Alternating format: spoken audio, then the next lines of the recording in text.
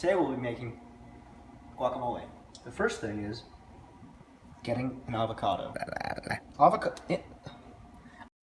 always like to start my cooking shows with a little fun fact.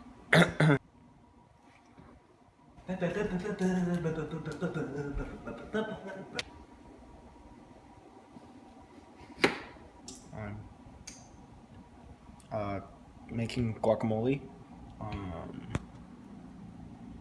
And I thought it would be nice if you guys kind of came along on the journey with me. For me, making guacamole has always been kind of a meditative experience. It's okay. So my mom and I always used to make guacamole. You know, what makes a good guacamole is not the ingredients. And you know, the key to making a really good guacamole is, according to the ancient Mexican philosopher Juan Julio Mexican Cordoba, named after the Cordoba clan, the greener the avocado, the brighter your future. We have a very green avocado.